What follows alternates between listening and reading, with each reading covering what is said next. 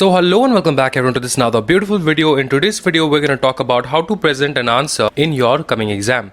So this answer writing pattern is equivalent for any exam that you're writing. Now if you're a student of executive or inter or any level, maybe CS, CA, CMA, then you can completely follow this pattern while writing your answers. Okay.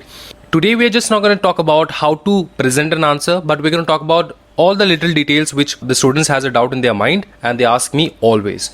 So the first thing that we're going to discuss about is the doubt of using a pen. Okay, the doubt of using a pen. Which pen can we use? The black pen or the blue pen? Okay, so there is no restriction in black pen and there is no restriction in blue pen too. You can write either with a black pen or a blue pen. Okay, that's your choice. What I suggest, yeah, you can go for a black pen, no problem in that. And if you're using a blue pen, then it's gonna look very beautiful. How? I'll show you. How do you write with both the pens? Now some students have a doubt that we're gonna write the heading with a blue pen, the heading, and the rest of the body we're gonna write with a black pen. This is not the format that you should write. Okay, this is not how you use your pens. This is the wrong format. Now which is the correct format? The correct format is, you can either write with a blue pen. For example, I'm choosing a blue pen now. Okay, I'll write with a blue pen. Let's see that how do we actually start an answer. We start an answer like this. Provision, how are you going to write? According to the Companies Act 2013. This is one of the way. If you know the section, then you're going to write like this. According to section 108 of the Companies Act 2013. Now here you can use the black pen. How do you use the black pen? Just for underlining the sections, the key points. Whenever you are using a blue pen, always remember, use the black pen not for writing the heading completely. You have to use the black pen for writing, for just underlining the important key points. Okay, you have to keep this in mind, for underlining the important key points. Don't use both the pen. Okay, don't use both the pen for drafting an answer. If you're completely writing with a black pen, there is no issue. You can simply write with a black pen, also underline with a black pen. Okay, there is no issue in it. Now various institutions suggest to write only with a black pen, but in ICSI you can either write with the blue pen or also a black pen. No problem in that. Okay.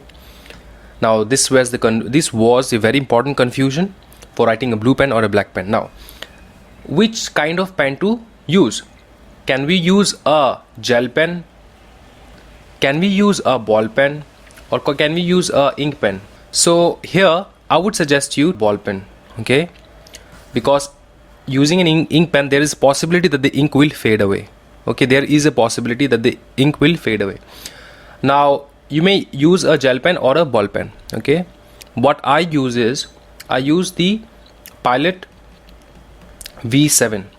Okay, I use this because this has a very good flow. There are 2 points, that is Pilot V5 and V10, but I use the V7. V5 is little bit slim, it has a slim texture, and V7 is little bit bold, but V7 has a beautiful flow of writing. So you can just try that if you're confused which pen to use. Okay, and if you still have a favorite pen, then you can go with it, no problem in that. Okay, now this was the topic of pen. Now how to present an answer. Okay, how to present an answer is the big deal over here. For presenting an answer, remember this very carefully.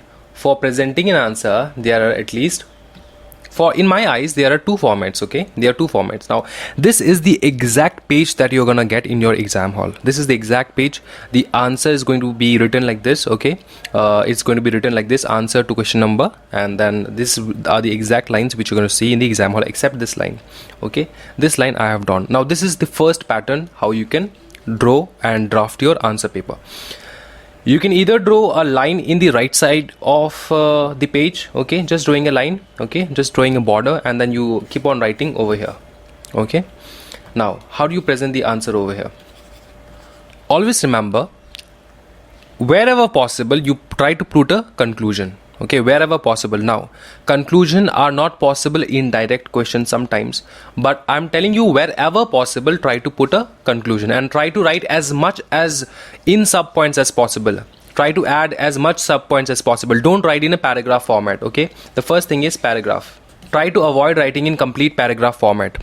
Try to use bullets. For example, you use these bullets, okay? You use this such kind of bullets. You can use A, you can use B, you can use this, okay?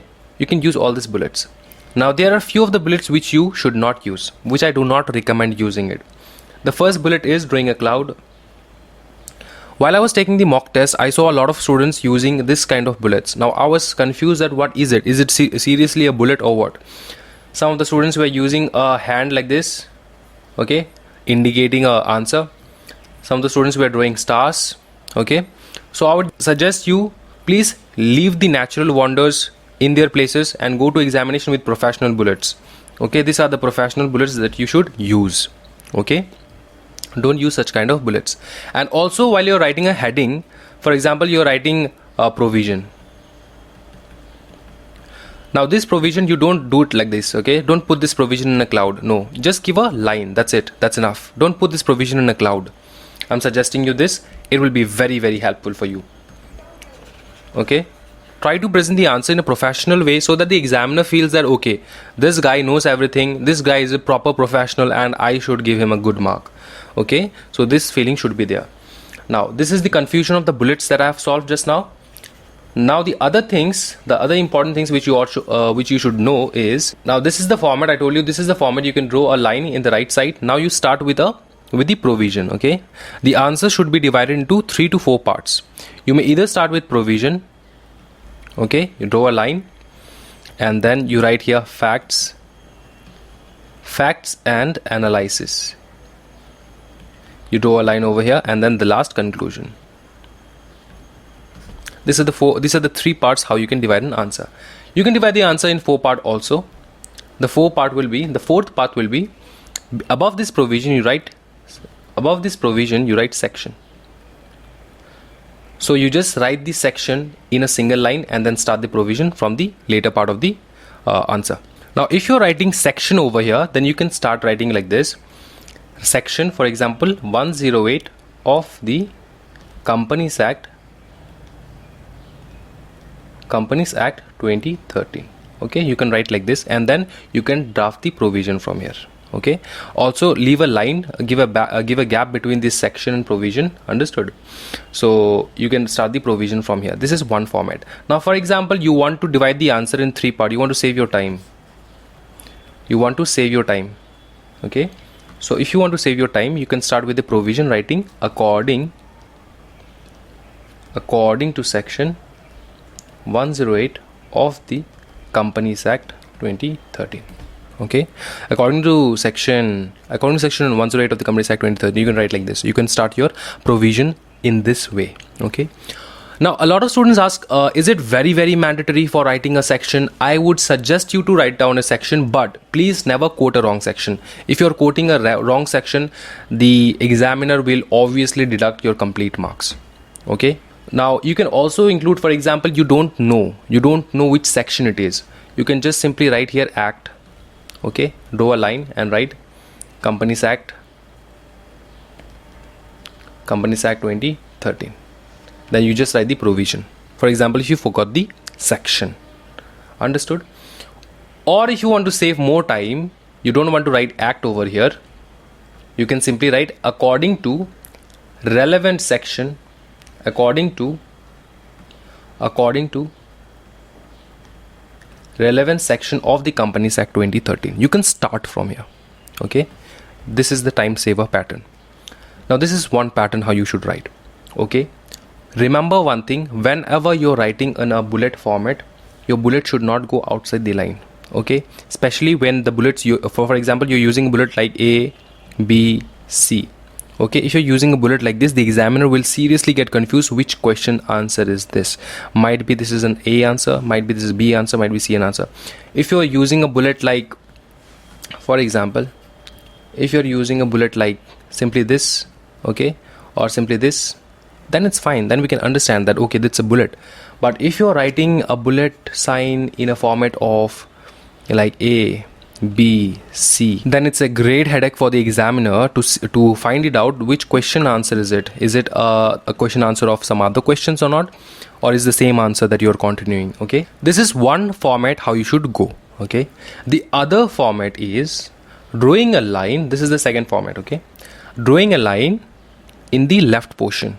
Drawing a line in the left portion, not right in the right portion. Here you can start writing like section, then you start writing provision, then you're writing facts and analysis, and then at the bottom you write your conclusion. Okay, this is how you write. Now in this manner, for example, you're writing a provision over here. Okay, you're writing a provision over here. Now you want to enter some bullets. You can also enter the bullet over here, 1. Okay, you can enter a bullet called A, you can enter a bullet called B. Understood? You can enter these bullets over here so that the examiner will be sure that okay, these are not a different question, these are not the answer of a different question. If you're entering a question over here, it's a great headache for the examiner. Okay, it's a great headache for the examiner. So make sure that you don't do such kind of mistakes.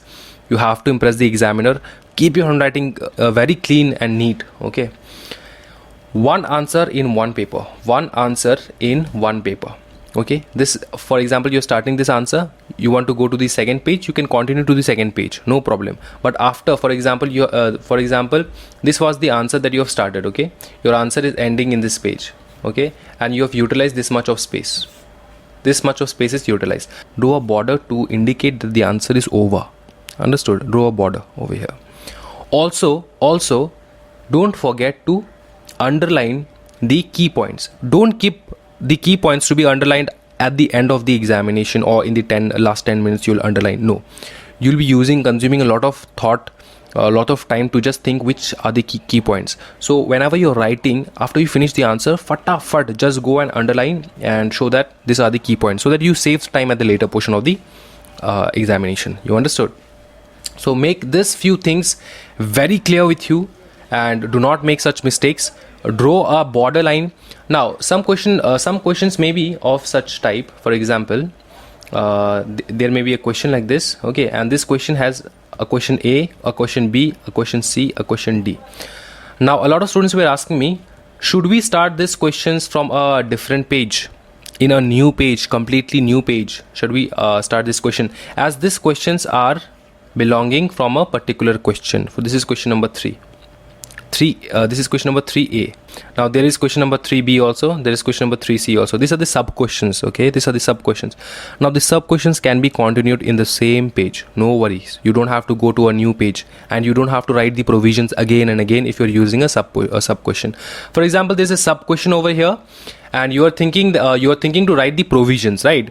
See, all these 4 questions, if all these 4 questions belong to a particular section, then you just write the section once, you just write the provision once. Okay, you finish writing the provision once, you don't have to write the provision again and again for all the sub questions. Understood?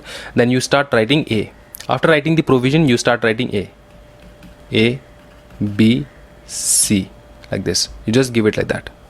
Understood? Clear, beta? Haji? Now while you are writing A, if you want to describe a little, you can describe a little about the fact which is happening in sub question A, and then give a conclusion to the conclusion to A. Understood? You can give conclusion to B2 also, you can give conclusion to C also. There is no harm in it. You understand? There is no harm in it.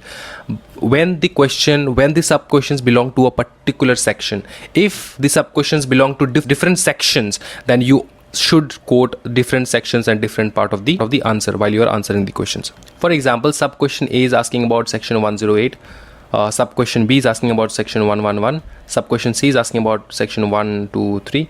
Then how to present this answer is, you simply go, okay, and start with A. Okay, you start with A. For example, you write here 3A. 3A is this A. Okay, understood? This should be outside the line, and you start from here A, and you start writing the provision and then give a conclusion. B, you start writing the provision and give a conclusion. C, you start writing the provision, give a conclusion. If all the sub questions are of different sections, but this is not how the examiner asks the questions. Actually, whenever the examiner asks the question, the sub questions belongs to a one particular question always. Okay, so there you just have to write the provision once. Once you write the provision, then you can draft your answer like A, B, C, D. Okay, and you write whatever facts you know about it, and then give a conclusion, short conclusion, one line. So that is how you present an answer in the answer paper in the exam hall. And if you still have any kind of doubt, drop your questions in the comment section. I'll be there always to answer you. All the very best for your examination. Thank you so much. Happy learning, guys.